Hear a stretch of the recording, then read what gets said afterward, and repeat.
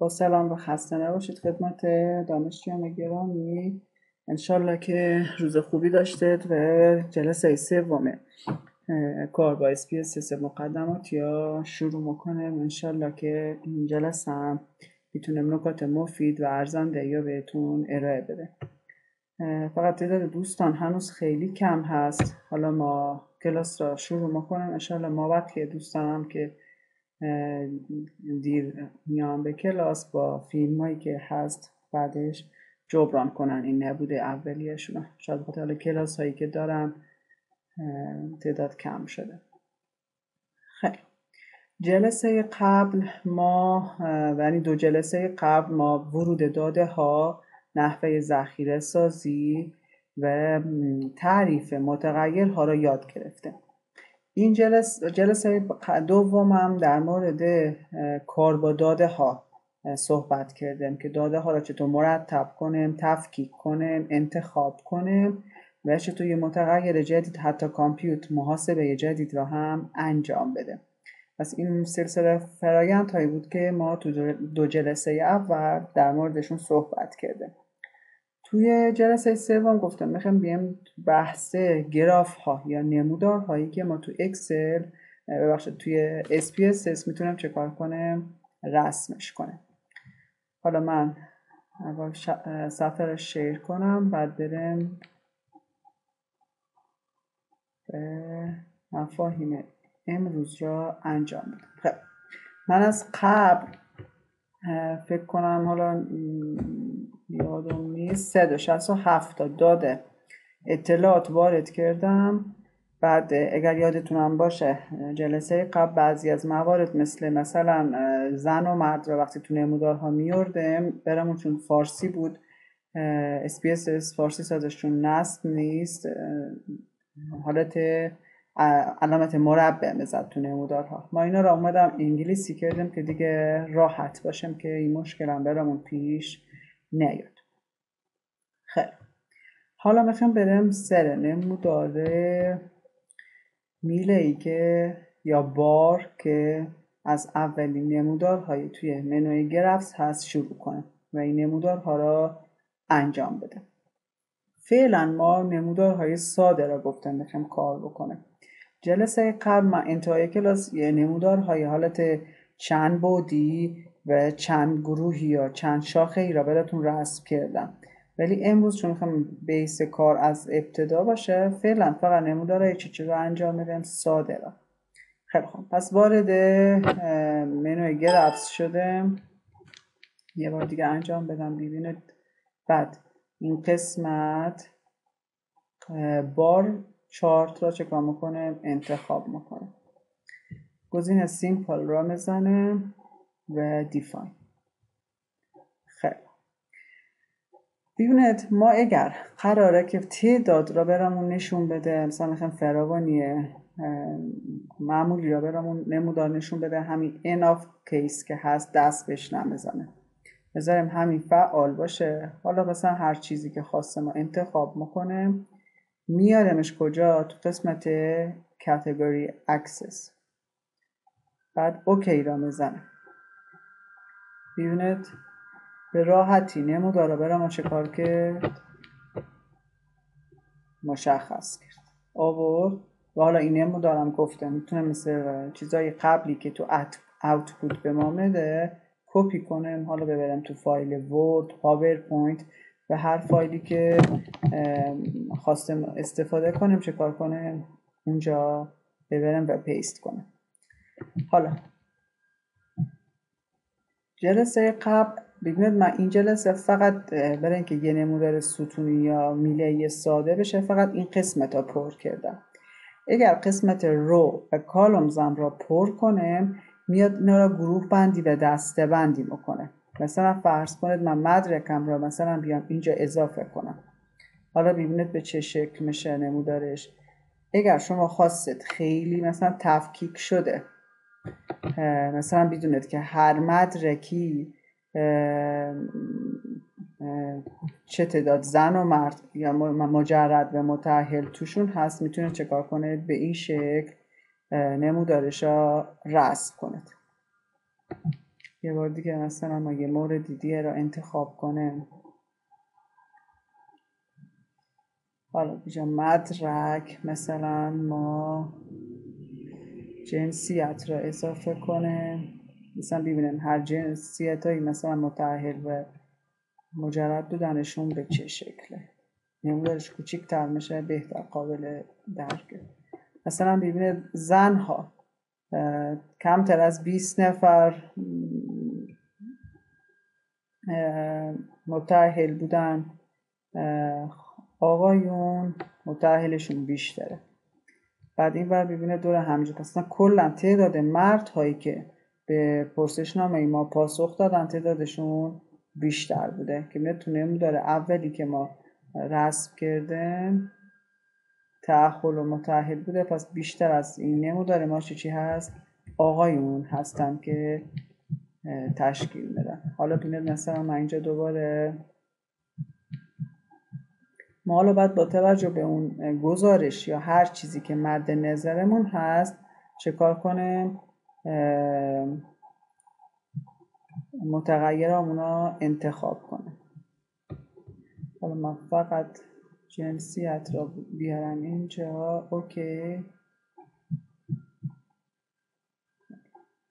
کلا تعداد مردها خیلی بیشتر از زن هاست، پس تو نمودار بالایی که برای ما تفکیک شده اومده نمایش داده، پس به خاطر همین وضعیت تأهل به مجردشون بیشتره. حالا ببینید نمودار ها وقتی رسم کنید اگر دوبار روش کلیک کنید یه قسمت چارت ادیتر هم براتون باز میکنه که تا حدی میتونه چکار کنه اون نمودار رو اگر تمایل دارید مثلا بعضی از قسمت هاشا چکار کنید ادیت کنید. حالا مثلا بحثایی که مثلا داره مثلا میتونید بگید که مواردش مثلا هر کدوم از اینا رو بزنید مثلا جابجا میشه. ببینید هر کدومش که بره هر نموداری بعضی از آیکون هاش فعاله. میتونید ببینید اینا رو مثلا بزنید، میتونید حذفش کنید، وقتی روشون کلیک کنه دوباره حذف میشه. اینه مثلا تو اکسل که ما یه سری تغییرات میتونستیم بدیم اینجا هم به همین شکل. مثلا اینجا ما اگر خواستیم چیزی این پایین اضافه کنیم اسمی چیزی بذاریم میتونیم از اینجا چکار کنیم متنش رو یادداشت کنیم، رنگش رو اینجا انتخاب کنیم و چکار کنیم پایین بنویسمش مثلا دیگه. حالا مثلا چیزایی که استفاده می‌کنم زیاد کلا توی بحثای SPSS 4 تاش زیاد جالب نیست. 4 تای اکسل خیلی قشنگتر و بهتره. هر کس اگر خواست مثلا نمودار خیلی خوب بکشه بهتره ما میگم همیشه بچه‌ها توی اکسل نمودار بکشن. مثلا اینجا ما میخوایم بذاریم نموداره حالا من اسمشو بنویسم مثلا نموداره وضعیت تأهل. حالا بعد فونتش و اینا هم هر چی که دوست داره میمونه از اینجا مثلا رنگش رو میتونه عوض کنه.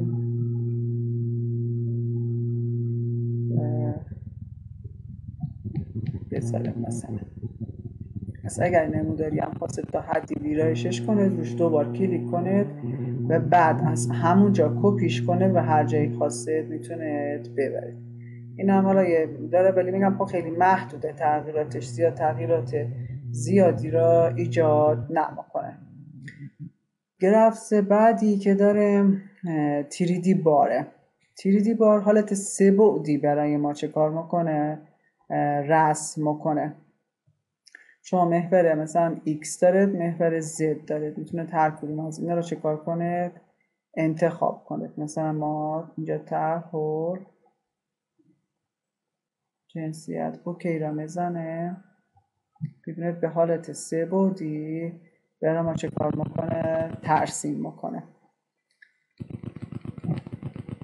نمودار بعدی که داریم حالا من فقط سن و سابق را براتون نزدم تا حالا به خاطر این بوده که اینا رو هنوز ما گروه بندی نکردیم. اینم این جلسه حالا بهتون میگم حتما که گروه بندی میخوایم بکنم و به چه شکله. نمودار خطی هم عین نمودار میله‌ای هست، فقط با فرق این که به صورت خطی نمایش میده. نگاه کنید.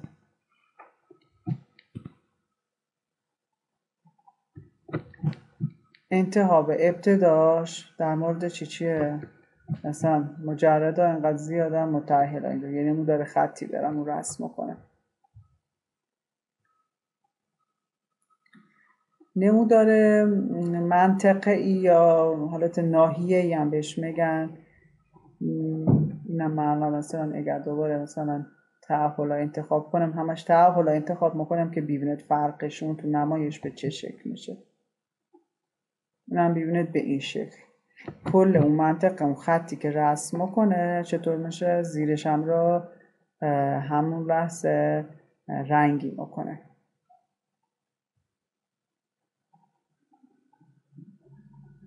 حالا این توی منطقه‌ای شما میتونه چکار کنید، مثلا اگر این گزینه رو بزنید میتونه 2 تا چی داشته باشید، بحث داشته باشید که 2 رنگ بشه. مثلا من تعهل انتخاب میکنم، جنسیت هم رو انتخاب میکنم، اوکی را میزنم.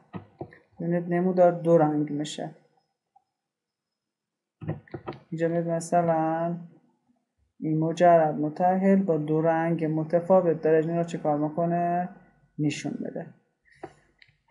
کلا مثلا میاد الان اینجا به ما داره میگه که متأهل ها مثلا اگر تقریبا نزدیک 62 نفر باشن، 2 تاشون مثلا زن هستن، ما بقی مردن.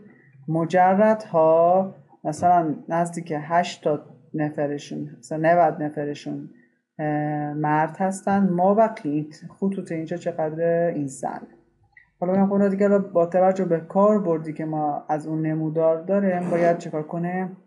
چیزای مختلفی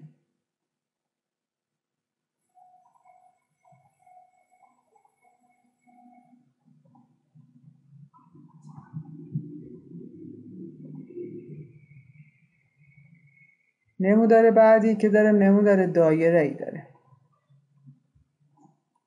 نمودار دایره ای بر اساس مثلا من بر اساس دایره ای رسم کنم.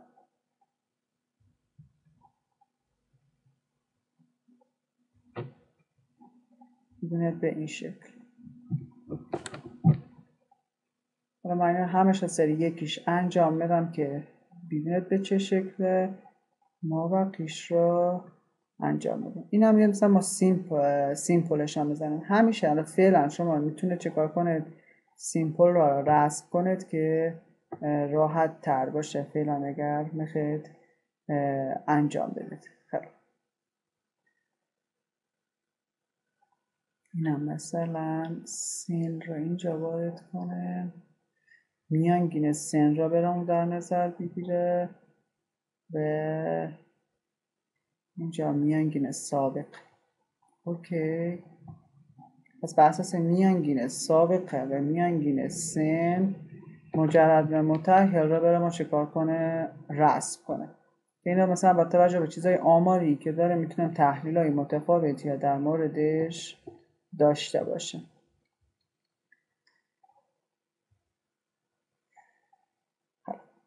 حالا قبل از اینکه این 3 تا را بهتون بگم از آخر بیم که اینا آسون ترن، بیشتر شبیه اون نمودارهای بالایی هستن. مثلا نمودار هیستوگرام، همون هیستوگرام تقریبا میله‌ای که خیلی ساده بود. مثلا همون تعهل ما اضافه میکنم.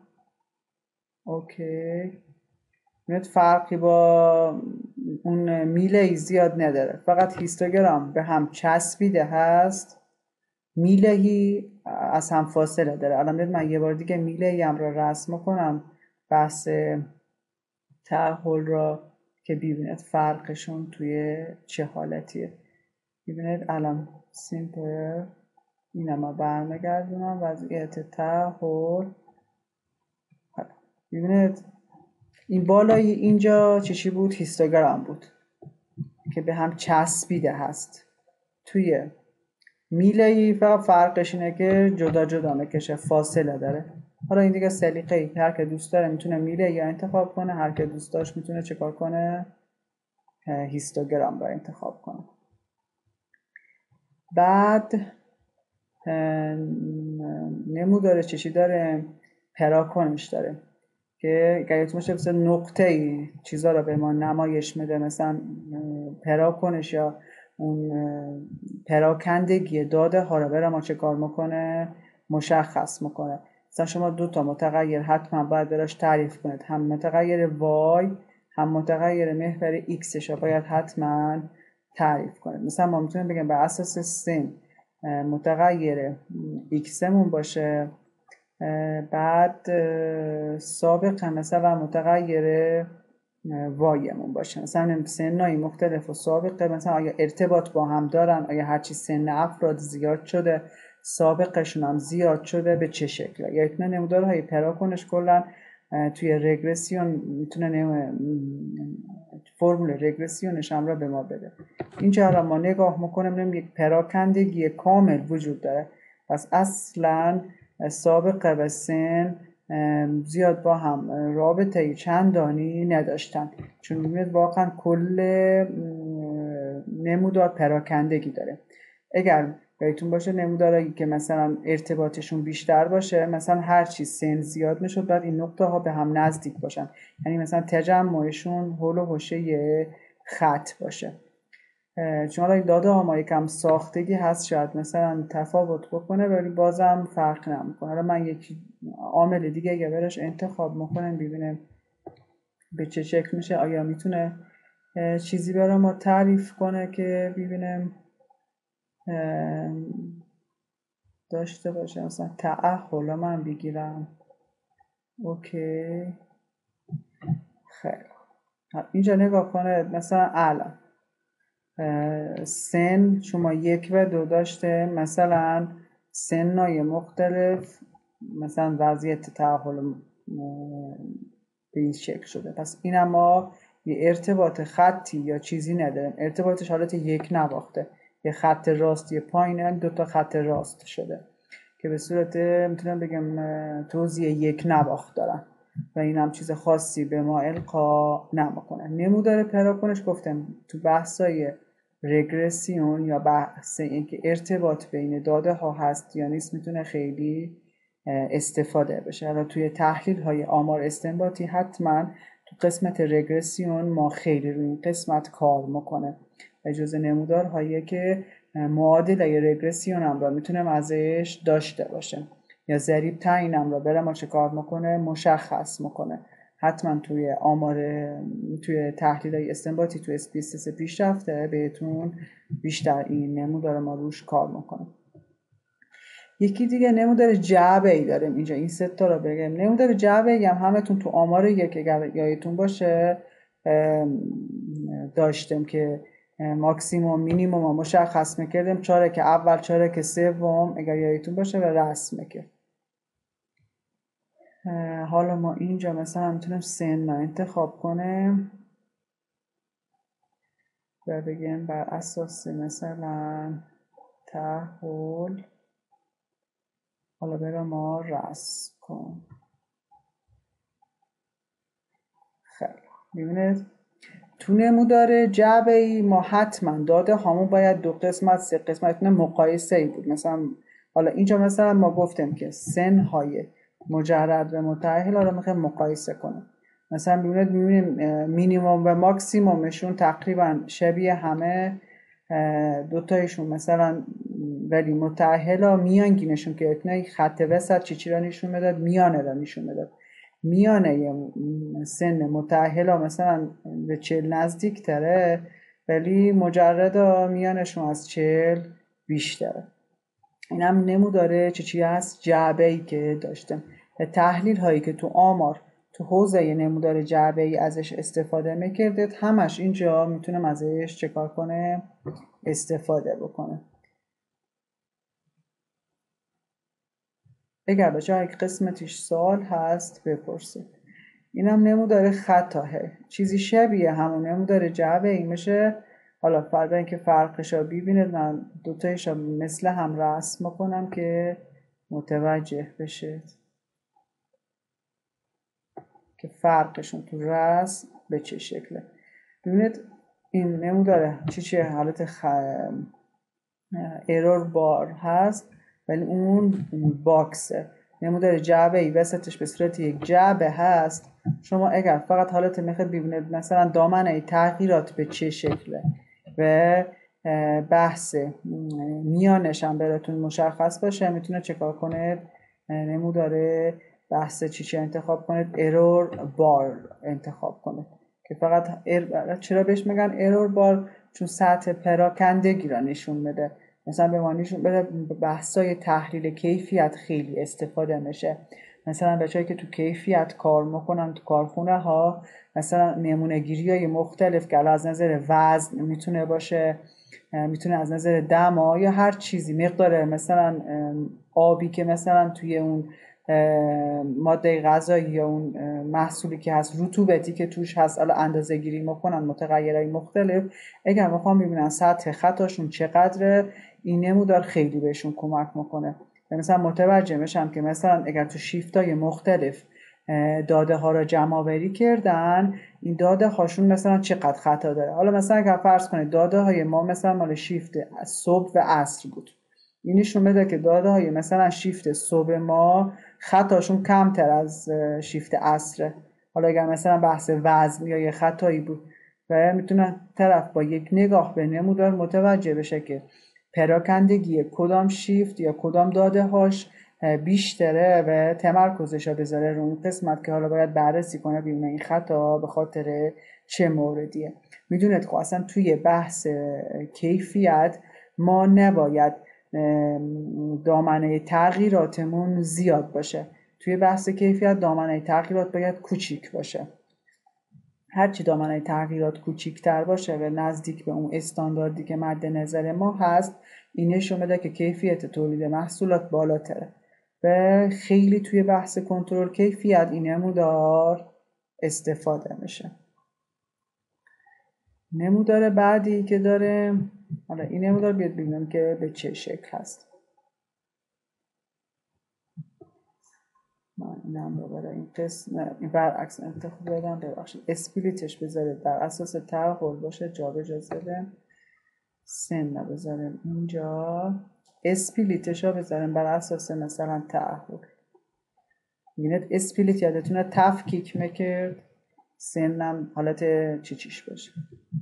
میبینید به این شکل، چون سن ما مقدارش بیشتره برای همین من سن را انتخاب کردم. میتونستم سابق هم انتخاب کنم.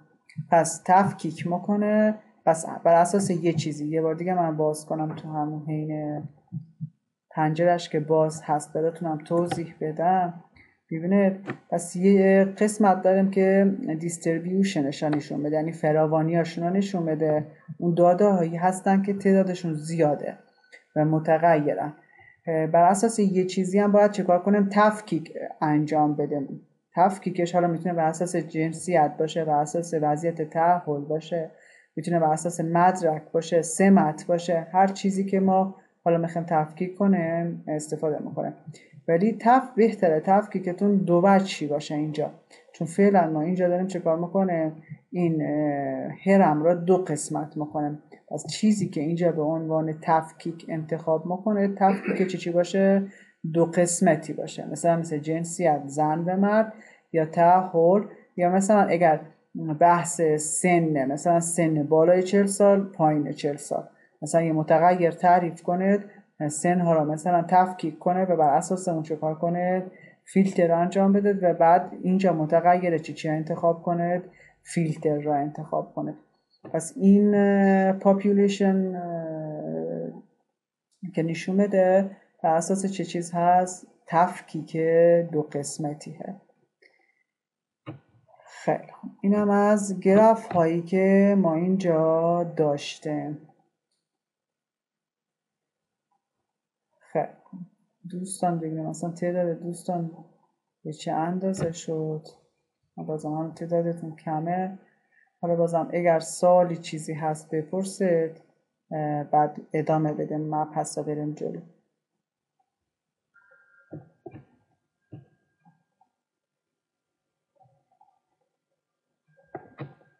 صفحه رو شیرش کنم.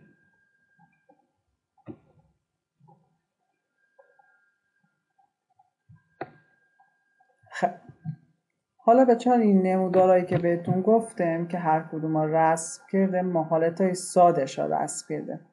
حالا من یه تمرین بهتون بدم که همه این حالتهای سادش رو همه انجام بدید، بعد عکساشو مثلا برام ارسال کنید من این فایل که مربوط به این قسمت هم هست تو گروه براتون میذارم، فقط باید با ویندوز حتما باز بشه چون SPSS. اینا چکار کنید شما این نمودارها همه حالتهای مختلفش رو رسم کنید، بعد من اون هر کدومش که یه قسمت‌های بیشتری هم داره بعدش اونا رو انشالله میرسیم جلسه آخر یکم در مورد این نمودار هم که پیشرفته ترش میشه اینا هم صحبت میکنیم انشالله جلسه 5. پس همه یه دور نمودارهای ساده رو رسم کنه تا برسیم به این قسم. یکی دیگه از چیزایی که خیلی مهم هست که ما توی مبحثمون باید بدونه، مثلا ببینید یه چیزایی مثل سن یا سابقه نگاه کنید شما میبینم که مثلا تعدادشون خیلی زیاده، گروه بندی نشدن. بعضیا قبل از اینکه هنوز بیان پرسشنامه‌شون رو طراحی کنن و سوالات رو مثلا داشته باشن میان چه کار میکنن، میان مثلا سنا رو گروه بندی میکنن. طرف وقتی داره پاسخ میده میاد چه کار میکنه مثلا ببینه گروه سنیش تو کدوم بازه هست، همون بازه رو چه کار میکنه مشخص میکنه. ولی مثلا ما کاری کردیم این کار انجام ندادیم، اومدیم چه کار کردیم همه داده ها را گفتیم همینجوری هر کسی هر سنی داره همونجور سن خودش رو چکار کنه وارد کنه. حالا میخوام یه کاری بکنیم که مثلا بگم سنای مثلا 20 تا 30 سال گروه یک، از 30 سال به بالا مثلا یه گروه دیگه و چکار کنه به این شکل یک گروه بندی جدیدی را انجام بده. خیلی حالا برای این کار میخوام بریم قسمت منوی ترانسفور. جلسه قبل اگر یادتون باشه ما کامپیوت وریبل کار کرده که در مورد چی بود گفتم مثلا یه متغیر جدیدی که محاسباتی بود و اومدیم چه کار کردیم ازش استفاده کردیم اگر یادتون بود. حالا این جلسه ما میخوام چه کار کنیم بیم و مثلا مثل سن و سابقه که خیلی عددهاشون متفاوتن میخوایم بیم ریکوردشون کنیم. چطور؟ مثلا بیم گروه بندیشون کنیم. حالا ببینید من نموداره اما بیام تو آنالایز قبل از اینکه این کار رو انجام بدم تو فرکانسی سن را انتخاب کنم. حالا فقط مثلا بگم میانگینش به مثلا مینیموم و ماکسیمومش نشون بده، چیز خاصی از نظر مقداری نمیخوام. چارتش هم مثلا بگم حالا بار چارتش رو برم رسم کنه یا مثلا هیستوگرامش فرقی نمیکنه. کانتینیو بزنم اجرا کنه. ببینید بچه به چه شکله. اولا نمودار فراوانیش رو نگاه کنید، یعنی من 367 داده دارم. بعضی سنا ببینید مثلا 20 سال 4 بار تکرار شده، 22 6 بار مثلا ببینید به این شکل چقدر فراوانی دارم. مثلا و تو رسمش هم نگاه کنید مثلا خیلی زیاد هست اینا. حالا برای اینکه ببینیم نرمال یا غیر نرمال هست مثلا خوبه، ولی ما میتونیم چه کار کنیم بیام این سن ها را گروه بندی کنیم. حالا کجا انجام بده اینا را میم توی این قسمت ترانسفور ریکورد into different variable. پس حتما گزینه چون ما یه متغیر یا داریم تو وریبل های مختلف میخوایم چه کار کنیم ریکوردشون کنه. خیلی حالا وقتی که ما میخوایم یه چیزی را تغییر بدیم اول انتخاب میکنیم. ما مثلا سن را میخوایم طبقه بندی کنیم. به محضی که سن را انتخاب میکنید حالا اینجا نام جدیدش هم میگه حتما بزنید. این نیم و لیبل همون کاری ها میکنن که ما اینجا تو منوی وریبل تو شیت وریبل ویو یادتونه نام و ستون لیبل داشتم تعریف میکردم که اینجا برای هر متغیری تعریف میشد. این هم همینه، یعنی میگه نام ستون جدید یا ببینید متغیر خروجی تا مشخص کن، لیبلش هم حالا اگر توضیح بیشتر هست براش بذار. همون محدودیت هایی که تو نیم داشتیم اینجا هم داره. حالا ما مثلا میتونم بگم مثلا که گروه سنی مثلا میتونیم اینا برش بذاره. گروه، حالا من از دات استفاده میکنم، اسمش طولانی میشه، انشالله که قبول کنه. بازم قبول نمیکنه.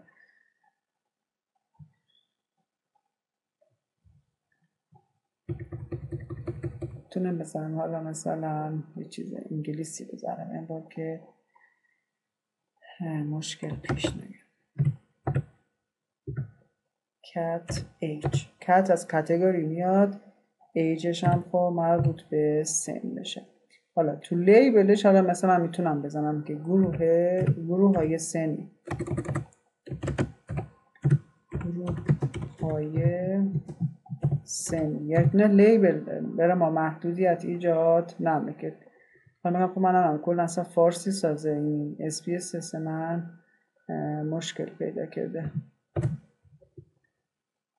خب حالا ما هم فقط نام براش میذاریم، کاتگوری ایج که ایش مشکلی نداشته باشه، چون من وصل اینترنت میشم بچا و با SPSS حالا من گفتم قفلش نرم افزارهای اصلی نیست، به خاطر همین برای من یکم کاربردهای فارسیش محدود میکنه.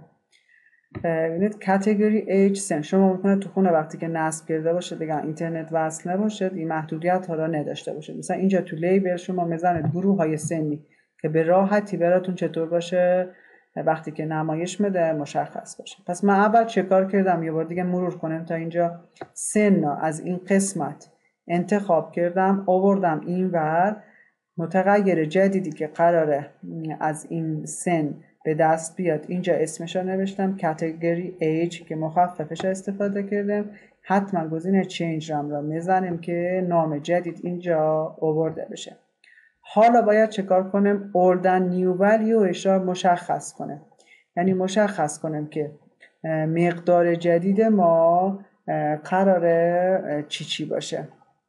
خب اگر شما مثلا فقط یکی عدد را میخواید تغییر بدید، مثلا فرض کنید من اینجا مثلا یه عدد مثلا سن 80 سال مثلا زدم، فقط میخوام 80 بشه مثلا 75، اینجا مثلا میزنم 85، اینجا مثلا ولیو جدیدش هر چیه میذارم، مثلا میذارم 70 هر چی که میخوام و اد میزنم میاد اینجا مثلا میشه 70 میاد اد میزنم کلا میاد مثلا 85 رو به 70 تبدیل میکنه. اگر مثلا فقط یه مقدار رو بخوام تغییر بدم حالا ریمووش میکنم، ولی ما میخوام چکار کنیم سن ها را طبقه بندی دیگه ای داشته باشه.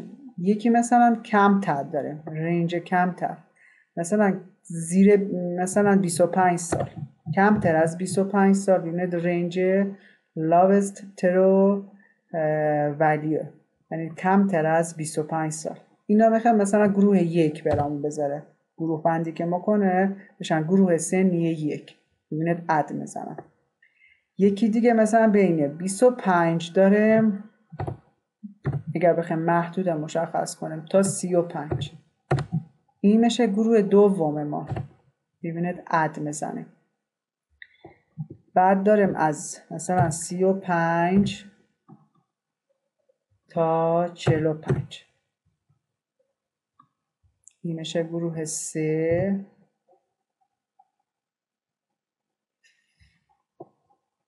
بعد 45 تا 55 اینجا میشه گروه 4.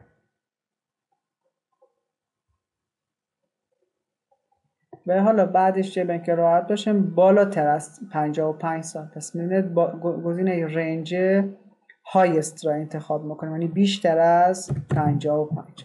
اینا میذاریم گروه 5. میتونیم هر مثلا تا 65 رفتیم، ولی حالا ما تا گفتیم تو 5 گروه خلاصش کنیم. پس ببینید گروه های سنی را تو 5 گروه چکار کردیم؟ تفکیک کردیم. کانتینیو رو حتما میزنیم. پس اینجا نام را تعریف کردیم، اوردن نیوش هم مشخص کردیم، حالا اوکی را میزنیم. حالا ببینید متغیر جدید برای ما تعریف میشه. من الان نگاه میکنم کامنتتون رو ببخشید. ببینید قشنگ به من میگه ریکود کردی سن را کمتر از 25 سال یک شده، 25 تا 35 گروه 2، 35 تا 45 گروه 3 و الی آخر. پس قشنگ میتونم اینجا مشخصا ببینم که دستوری که اجرا کردم درست بوده یا نه. اینجا هم که بیم ببینید الان من یه متغیر جدید برام تعریف شده به اسم کاتگوری کات ایج که گفتم مخفف کاتگوری ایج و گروه بندی جدید گفته. فقط من اشارش اینجا میام چه کار میکنم؟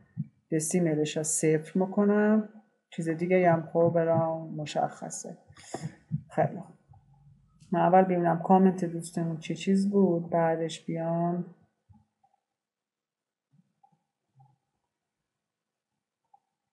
برای معکوس کردن مثلا یک را بذاره 5 برعکس کنه، بله اینم را انجام بده. منظورشون اگر درست فهمیده باشم خانم فتحی مثلا یک را بذاره 5، 2 را بذاره 4، 3 که خودشه، بعد 4 را 1 به 2 بذاره، 5 را 1 بذاره، مثلا برعکس کنه.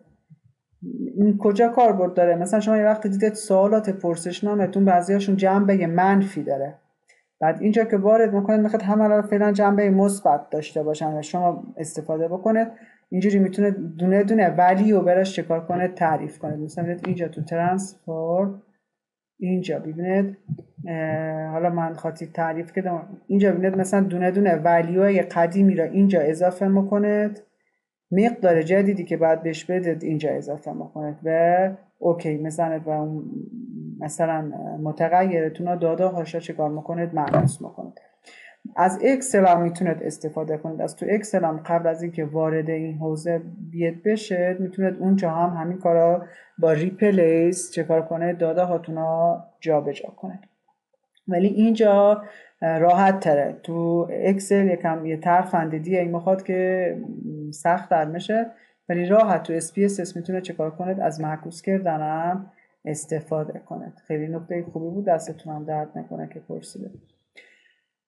خیلی حالا بریم بچه‌ها این بار میخوایم این بحث سن‌های طبقه بندی شو داره نمودارش رو رسم کنه، آنالایزش کنم. تو آنالایز بهتر میاد. حالا میام فرکانسی، این بار به جایی که سن را من انتخاب کنم گزینه چی انتخاب میکنم، کات ایج را انتخاب میکنم. حالا همون چیزایی که قبلا انتخاب کردم. ببینید چقدر قشنگ میگه گروه سنی 1 تعدادشون انقدره. همون کار طبقه بندی که ما تو آمار توصیفمون خودمون انجام میداده اینجا به راحتی برای ما چکار کرد، نمایش داد و تونستم چکار کنه داشته باشم اینا رو. اگر شما فارسی سازاتونم خوب باشه و مثلا گروه سنی براتون زیاد مهم نباشه که حالا میتونید به جای 1 و 2 3 4 5 همون خود چیشا بذارید، مثلا کوچیک‌تر از 25 یا میتونید فارسی بنویسید یا به صورت نماد بنویسید.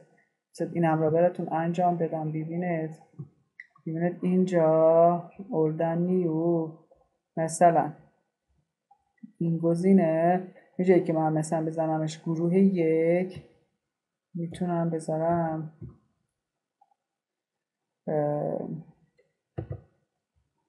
اینجا خود داره میترسم خطا بده، مشکلات براتون پیش بیاره. اینجا خودتون توی بحث تعریف متغیر ببینید وریبل شما 1 تا 5 دارید، اینجا میتونید بهش مقدار بدید. مثلا بگید یک کارا چه لیبلی بهش بده، مثلا 1 کمتر از 25 من اینجا بزنم ببینید کمتر از 25 اد 2 میشه مثلا 25 تا 35 اد 3 35 تا 45 که وقتی نمودارش رسم میکنه نمودار قشنگ برای خودتون هم متوجه بشید که به چه شکله. این هم از این و عدد 5 مون هم مربوط به چه چیز بود، بیشتر از 55 بود. این هم عد. خیلی حالا این بار یه بار دیگه من آنالایز همون بحث فرکانسی رو انجام بدم. اوکی. این بار ببینید حالا بیشتر به خاطر یهش خطا داد که مثلا یهش ها نمیتونه بزنه. ببینید توی قبلی من اگر جدول بهتون نشون بدم فقط 1 2 3 4 5 نشون داده بود. مثلا شما بعد داره خودتون بدونید که هر کدوم از اینا چجوری طبقه بندی شده. ولی ما اینجا ببینید به راحتی با توی شیت وریبل دیتامون تعریف کردم که مثلا عدد 1 یعنی کمتر از 25 25 تا 35 به راحتی دیگه نمودارتونم خوبه. به جای کمتر هم میتونید نماد کمتر استفاده کنه تا هم نماد کمتر بیشتر روی صفحه کلید نماد ریاضیش. این دوتا هم را میتونید از نمادم حتی استفاده کنید. این هم یه مبحث خیلی مهمی توی بحث چی بود؟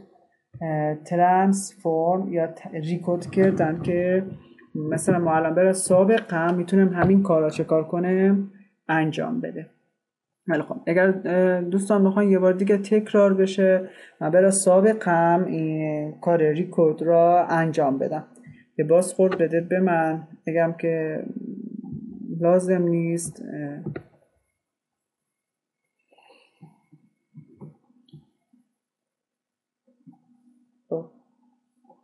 اگر علاقه من هستید مثبت خیلی پس بریم اگر یک نفرم بگه ما انجام بدیم چون یه نفرم مهمه برامون تو کلاس. ببینید ترانسفورم این با ریکود into different. حالا ما اینا خب قبلا انجام دادیم یه گزینه ریست را بزنم چون هر بار قبلی ها میشون بده. این بار ما سابقه را انجام بدیم براش طبقه بندی سابقه بعد میزنم cat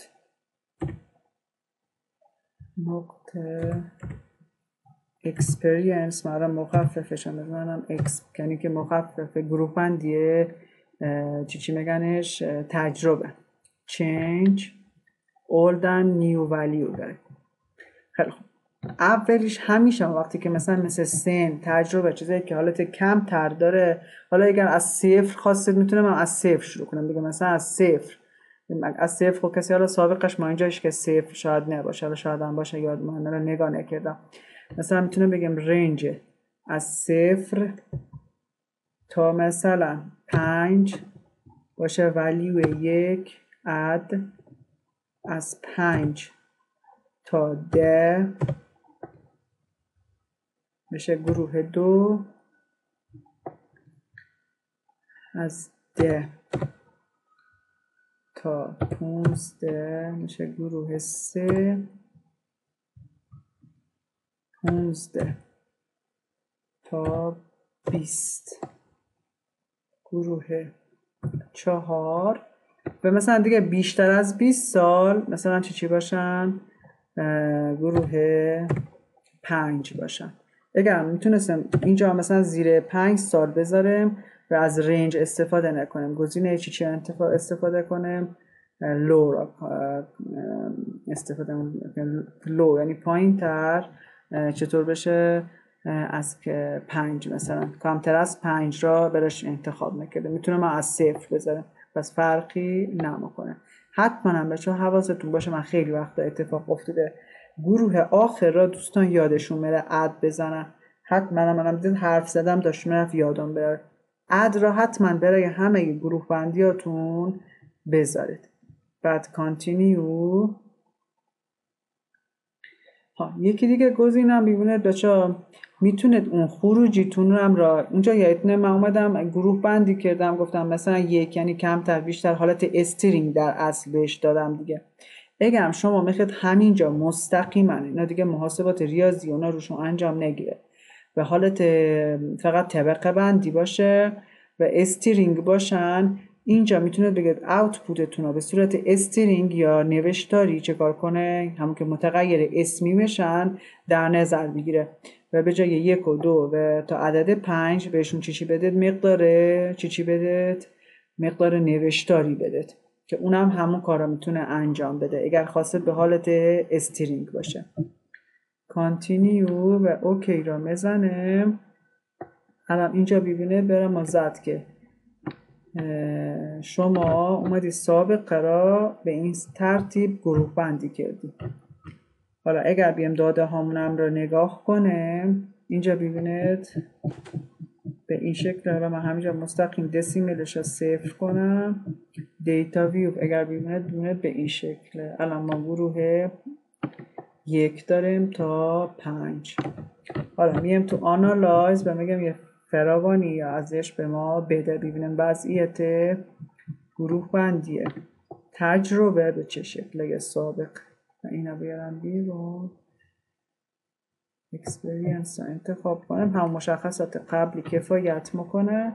خب اینجا الان ببینید ببخشید من دست هم بخوره پنجرش میاد تا بالا.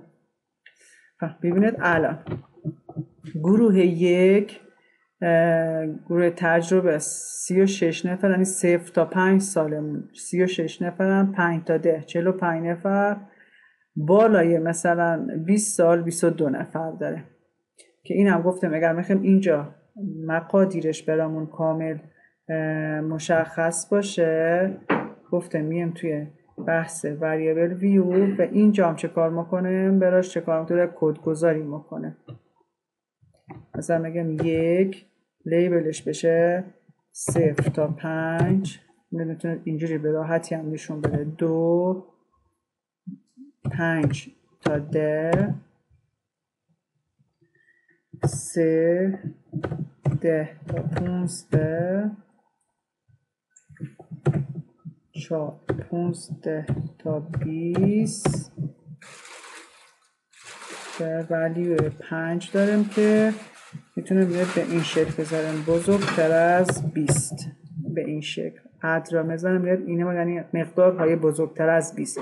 این که گفتم تو حالت قبلی به جای نوشتن کمتر یا بیشتر میتونید اینجوری بزنید. این علامت یعنی میاد بیشتر از 20. اگر میخواستم کمتر باشه باید برعکس میذاشتم. حالا اوکی را میزنم. من این بار یه بار دیگه تو منوی آنالایز فرکانسی یه بار دیگه چه کار میکنیم متغیره رو میگیم برامون رسم کنه. این بار نگاه کنید خیلی راحت 0 تا 5 5 تا 10 سال 10 تا 15 سال و بیشتر از 20 سال میتونه دیگه این جدول ما به خوبی چطور باشن نمایش داده بشن. اینم از فعلا مبحثی که تا اینجا داشته.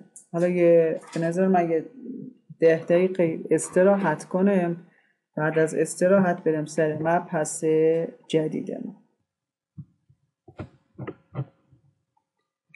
خیلی انشالله که استراحت کرده باشه بریم ادامه درس را. خیلی یکی دیگه از چیزایی که حالا ما الان انجام میدادیم و بحثای تحلیل‌های توصیفی بود و حالا بعد از تحلیل‌های توصیفی حالا توی روال تحقیقات و پژوهش ها به این شکل که تحلیل‌های استنباطی اونا هم انجام میگیرن. قبل از اینکه اصلا ما از داده ها استفاده بکنیم ما باید روایی و پایایی پایان‌نامه‌مون رو بسنجیم. یعنی اطلاعاتی را که میخوایم استفاده کنیم بعد ببینیم مثلا اطلاعات به درد بخور هستن خوبه که ما بریم مثلا حالا تحلیل توصیفی یا هر تحلیل استنباطی چیزی ازشون داشته باشیم یا نه. پس میخوایم بریم الان بحث اعتبار داده هامون را بسنجیم. حالا روایی را خب SPSS هیچ آزمونی برای بحث روایی نداره. حالا من یه روایی و پایایی هم براتون توضیح بدم. مثلا توی بحث تحقیقات وقتی که جایی میبینید که میگن روایی داده ها پایاییش روایی برمیگرده به این که یعنی شما سوالاتتون یا اون وسیله یا ابزاری که برای سنجیدن و اندازه‌گیری استفاده کرده درست باشه. یعنی مثلا شما اگر پرسشنامه اگر هست پرسشنامه‌ای که سوالاتی که طرح کردید اگر تو حوزه نوآوری میخواد سوال بپرسید حتما سوالاتشون بگرده مثلا تو حوزه نوآوری. مثلا اگر منظورتون کیفیت نوآوری یه شرکت ها میخواد مورد مطالعه قرار بده حتما سوالات کیفیت نوآوری ها بسنجه و بپرسه که اینها را SPSS براش ابزاری نداره. بیشتر میگه از تجربه یا مثلا اساتید راهنما یا کسایی که تو اون حوزه متخصص هستن مثلا میتونه آدم استفاده بکنه و بگم سوالات را بررسی کنن و حتما ببینم اون سوال درست طراحی شده یا نه.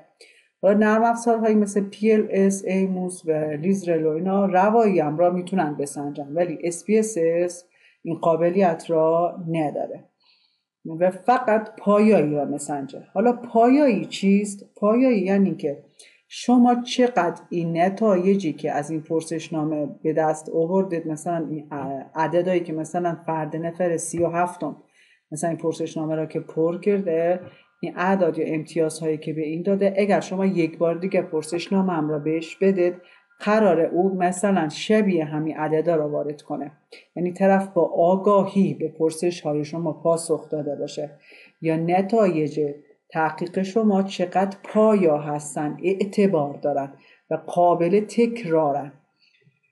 حالا چرا مثلا تو پرسشنامه بعضی وقتا خیلی افراد، حالا خودتون هم همینطور، مثلا ارزیابی اساتید که دارید هر ترم نصفی سوالا رو اصلا همینجور فقط همش خیلی مثلا استادات ازش خوشتون میاد همش هم بزنید خیلی خوب، یه استادی حالا مثلا ممکنه زیاد ازش راضی نیست، حالا 2-3 تا سوال نگاه میکنید برش میزنید متوسط.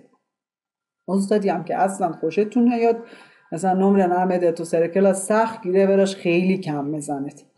پس شما نگاه نمیکنید به صورت واقعیات مثلا نظرسنجی ها انجام بدید.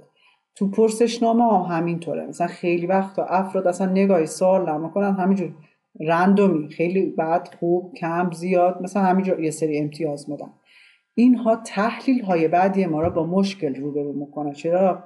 مثلا اگر منی پرسشنامه را بدون خوندن همینجور یه سری چیزا بهش جواب داده باشم، اگر یک بار دیگه به من این پرسشنامه را بدن و بگن پر کن، مثلا یادم نیست بار اول چی بهش جواب دادم و دوباره ممکنه یه سری جواب های مختلف و چیز دیگه ای بدم و این میگه که یعنی شما نتایجتون پایا نیست. پس روایی شد وسیله یا اون سوالات یا ابزار سنجش باید درست باشن. پایایی به ما اینا میگه که داده هایی که جمع آوری شده توسط اون ابزار یا اون سوال باید چطور باشن؟ قابل تکرار باشن. یعنی اگر تو همون شرایط یک بار دیگه شما این پرسشنامه یا اون وسیله اندازه‌گیری یا استفاده بکنید نتایج مشابهی به شما میده. حالا ما روایی خب گفتم توی SPSS فقط از طریق تجربی میتونیم بسنجیم، حالا یا از نرم افزارهای دیگه مثلا استفاده کنه. خودش برای ما این امکان را فراهم نمیکنه، ولی پایایی را برای ما چه کار میکنه؟ مسنجه. پایایی پرسشنامه هم از اینجا من تو منوی آنالایز قسمت اسکیل ریلیابیلیتی آنالایزیس ریلیابیلیتیش را چه کار میکنه؟ مسنجه. فقط هم یه چیز بگم، توی یعنی شما قبل از اینکه خواستید داده ها رو اصلا استفاده بکنید، وقتی که داده ها وارد شدن اول باید بیاد این بحث پایاییش رو بسنجید، ببینید اصلا آیا داده هاتون پایا هستن. بعدش بریم حالا مثلا اگر میخوایم کدگذاری انجام بدیم دیگه بحث دیگه تحلیل توصیفی اکتشافی نموداری چیزی هم میخوایم رسم کنیم بعدش باید انجام بدیم.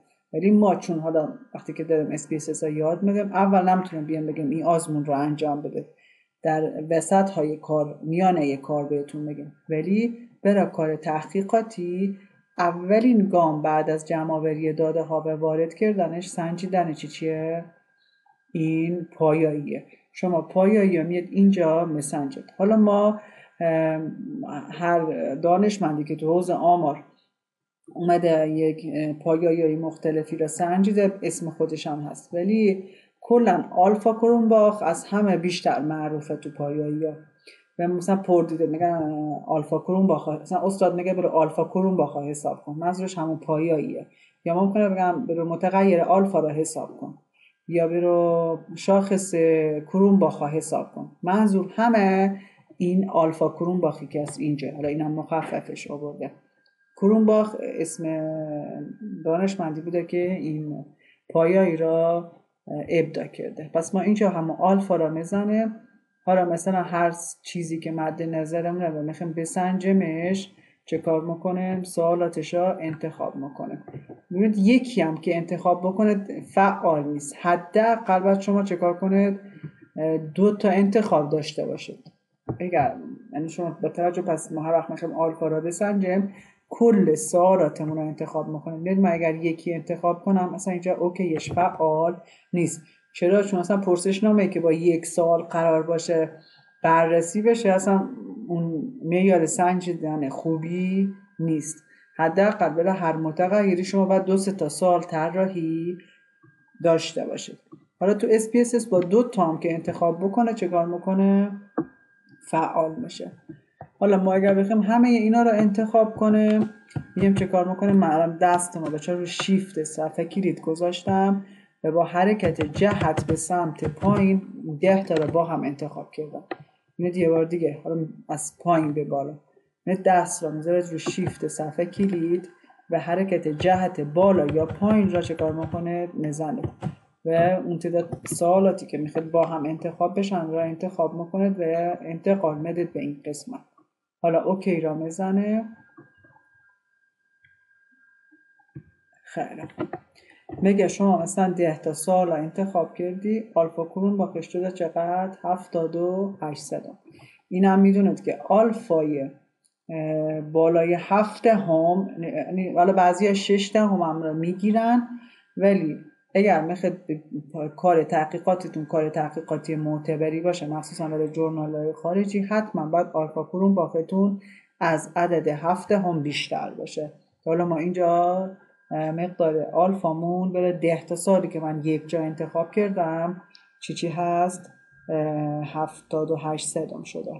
حالا اینجا ببینید مثلا شما برای مثلا فرض کنید نوآور یا فقط داشتید مسنجیدید کیفیت نوآوری 10 تا سال براش طراحی کرده بود، 10 تا رو با هم انتخاب کردم.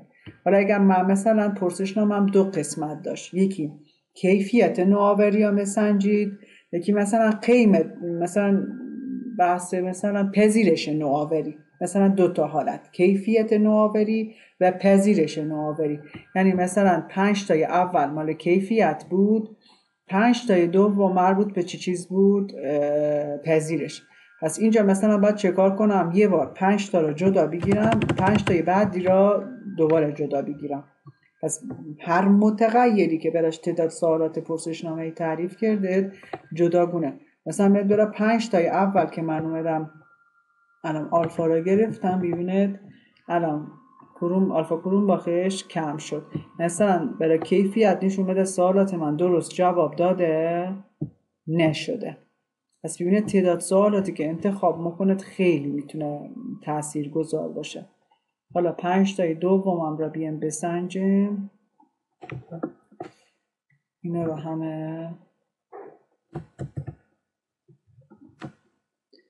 چون این بر میخوام همش رو انتخاب کنم، فقط اینا اصلا از کلید کنترل آ استفاده کردم راحت برنگردونم، ولی این بر نمیتونم کنترل آ بزنم چون متغیرهای مختلفی دارم.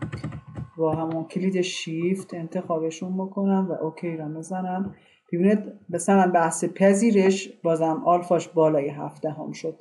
پس مثلا این قسمت سوالای من 5 تای اول با دقت جواب داده نشده.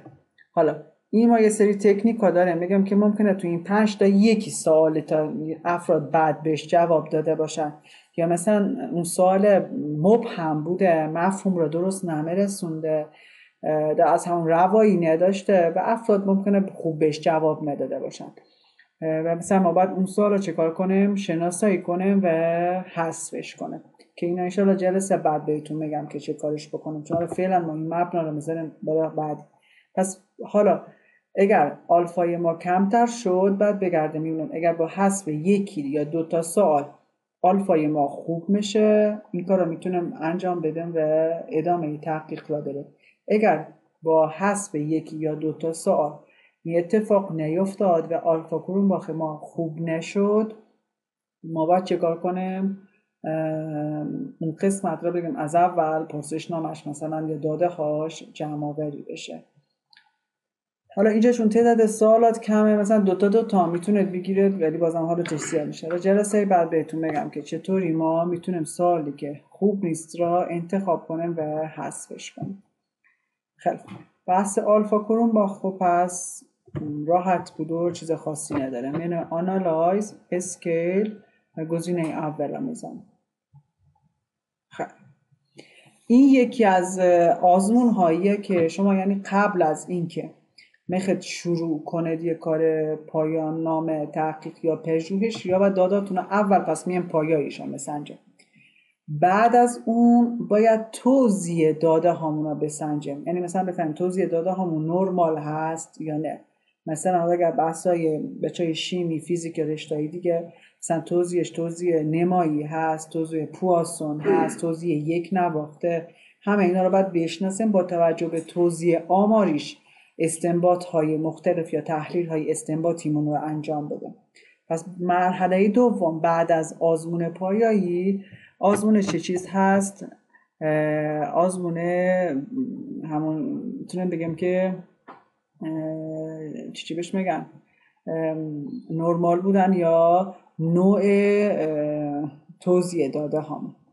ببینید اولین چیزی که ما را تو پایان نامه ها برامون خیلی مهم هست که مثلا خیلی یادتون باشه مثلا که آمار استنباطی را گذرونده باشید انشاءالله این ترم اگر دارید تو فرضیات و اینا اینه که مثلا توزیع نرمال باشه یا غیر نرمال باشه که آزمونه اسمیرونوف، کولوموروف، اسمینوروف.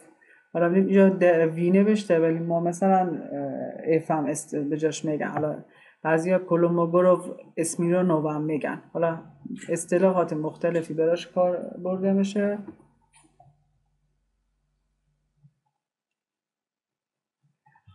خیلی بعد ببینید اینجا حالا مثلا من میخوام ببینم توزیع داده هم نرمال هست یا نه. میتونم یکی انتخاب کنم. اینجا با انتخاب یکی هم مشکلی پیش نمیاد که مثلا نرمال هست یا نیست، هیچ فرقی نمیکنه. فقط اون پایایی مهمه. ها این نکته هم بگم بهتون بچه‌ها تو پایایی کلا توی پرسشنامه اگر تحقیقی طراحی میکنید برای متغیراتون حتما حداقل 5 تا سوال طراحی بکنید که اگر مثلا 1-2 تا سوالتون رو حذف کردید متغیر دیگه با 3 تا سوال کمتر نباید بررسی بشه. یعنی حتما یک متغیر مثل کیفیت نوآوری باید 3 تا سوال پایا و خوب براش باشه. اگر نباشه از نظر تحقیقاتی درست نیست. برای سوالای کیفی اینا یعنی مثل جنسیت، وضعیت سابقه، تأهل، اونایی که حالت کم میدارن اونا کلا با یکی سوال سنجیده میشن. مثل وزن، اندازه‌گیری، یه چیزایی که کمی هستن اونا با یکی سوال ما مسنجه میشون. ولی مباحث کیفی حداقل باید با 3 تا سوال پایا و روا چطور شده باشن سنجیده باشن. این نکته هم گفتم تا یادم نرفته بهتون بگم. حالا آزمون نرمال شما میتونید یکی بچه ها بگیرید. میتونه من همش رو چکار کنه با هم دیگه مثلا قرار نیست جدولش فقط با هم دیگه میاد، هیچ فرقی توی خروجی ما قرار نیست اعمال بکنیم. ما 10 تا سال داره میخوایم وضعیت نرمال غیر نرمال بودنشون رو بررسی کنیم. اینجا الان ما 4 تا چی داریم دیستریبیوشن داریم یا توزیع را گفته. توزیع نرمال، یونیفرم، پواسون، اکسپوننشیال هم خب چی میشه همون نمایی هست. حالا ما فقط فعلا نرمال داریم مسنجه. اوکی را میزنه ببینید برای 10 تا سال ما چه کار میکنه یه خروجی جدول میده. خیلی خوب. حالا ما چطور میتونیم متوجه بشیم که مثلا داده های ما نرمال هست یا نه؟ گزینه این پایین رو ببینید این ردیف آخر. حالا اینجا شاید این عدد های این آخر اینجا ببینید این عدد ها بهش میگن سیگ. کلن توی SPSS اگر سیگ های ما بزرگتر از 5 اگر ما تو سطح اطمینان 95% مسنجیم مثلا بنویسید که یاد داشته باشید. کلن تو آزمون های حالا چه آزمون فرض ها یا آزمون مثلا بحث توضیح ها و اینها، ما تو سطح 95% فعلا پیش ورزش هست خود SPSS تا اینکه ما دیگه تغییرش بده. اگر این سیک ها از 500 بزرگتر باشن فرض H0 شما تایید میشه. فرض H0 تایید میشه.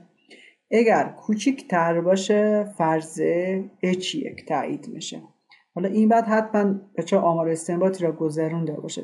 حالا اگر کسی هنوز نگذرونده و نمیدونه اصلا مفهوم H0 و H1 چه چیز هست یا فرض 0 و فرض 1 ما اصلا ما این کاریش نداره. شما اگر این اعدادی که اینجا هست از 500 بیشتر بود اون دادتون نرماله، اگر نبود غیر نرماله. اینجا الان ما ببینید همش چی شده؟ کوچیک‌تر شده. پس نشون بده که داده های ما چطور هستن؟ غیر نرمال هستن. هر 10 تاشم غیر نرماله و چون غیر نرمال هستن ما آزمون هایی که باید براشون بعداً استفاده کنیم آزمون هایی چی میشن؟ ناپارامتریک. حالا چون تعدادشون مثلا 167 تا هست میتونیم بگیم تعدادشون از 30 تا بیشتره و میتونیم آزمون پارامتریک هم براش در نظر بگیره. اگر تعداد مثلا داده هامونم از 30 تا کم تر بود و اینجا نرمال هم نبودن حتما چطور میشه؟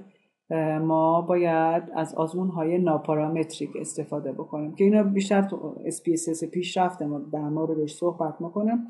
حتما هم باید مثلا آمار دویتون را یا آمار استنباطی را گذرونده باشد که مباحثش را درک کنید. پیش نیازش حتما آمار دوه.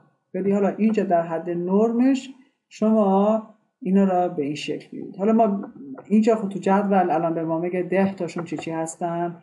غیر نرمالن. حالا بیایم تو آنالایز و ما از نظر شکلی هم رسم کنیم ببینیم آیا واقعا مثلا به این شکل هست یا نه. آیا از طریق شکل هم میتونیم متوجه بشیم که توزیع داده های ما نرمال هست یا نه. و من فقط Q10 را بگیرم این چیز خاصیش نمیخواستم چارتش میخوام این نرمالش فعال باشه اوکی را میزنه.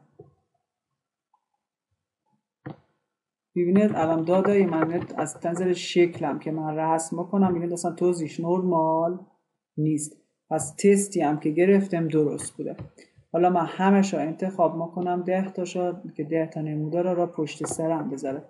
اینجا میخوایم هیچ کدوم از اینا رو نباشه که اصلا جدول برای ما نمایش نده که طولانی نشه. بعد من تمام سوالات رو انتخاب میکنم نمودار هر 10 تاشو میخوایم ببینم. الان این 10 هم رو برگردونیم که دوباره بیاد که بیاد مثل آخر. چارتش هم با همون هست اوکی را میزنم.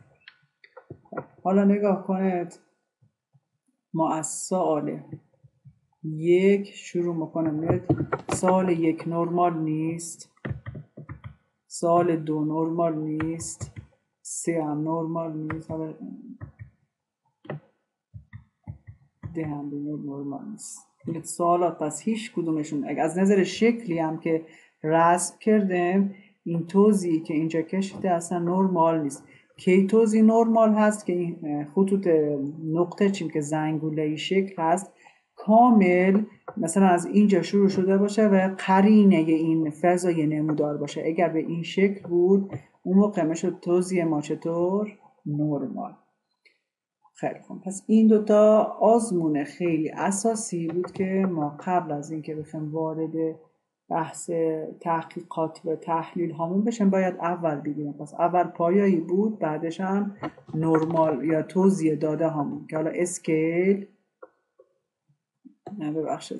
برای پایایی بود. برای توزیعمون آزمون ناپارامتریک و آزمون چی؟ سامپل کا اسکم آزمون اسمیرونوف. حالا ما راحت ترن که بگم اینجا میشه. حالا میتونیم مثلا چیکار کنیم؟ نرمال را بزنیم میبینیم مثلا یونیفرم کارا میبینیم یک نواخت نیست. مثلا داده مثلا میخوایم حالا فرض کنیم مثلا شما عمر مثلا یک کارخونه لامپ هست داده هایی که دارید مثلا 10 تا نمونه گرفتید عمر لامپ ها را بررسی کردید مثلا. حالا خدمت مثلا عمر لامپ ها یا هر چیزی توزیع پواسون داره، نمایی داره، اینا رو میتونید چیکار کنید؟ اندازه بگیرید. اینجا الان این وضعیت هم الان به ما نشون بده که هیچ کدوم از اینا توزیع پواسون ندارن، توزیعشون پواسون هم نیست. بعد هر کدوم از این ردیف آخر اگر بزرگتر از 5 صدام شده بود، مثلا اون توزیعی که انتخاب میکنید نشان دهنده این هست که اون توزیعش پواسونه. حالا انشالله من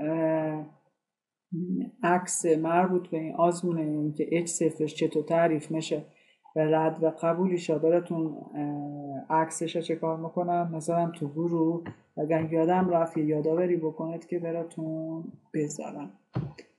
مثلا بشه که گلا رشته شیمی یا رشته دیگه هست، اگر توضیح های دیگه یا خواست بررسی کنید به این شکل هست. خیلی خوب، سوالی چیزی هست دوستان بفرمایید.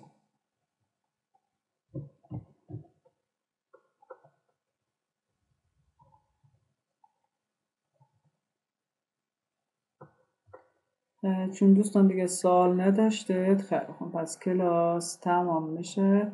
فقط به خاطر این یکم بازه که ما حالا کلاس ها یکم من 1 رو 20 دقیقه زودتر تعطیل کردم دیگه، سوالی هم نبوده. 1 ساعت شاید کلاس جبرانی براتون انشالله میذارم، یکی جلسه اضافه تر. خیلی ممنون، شب همگی خوش، خداحافظ.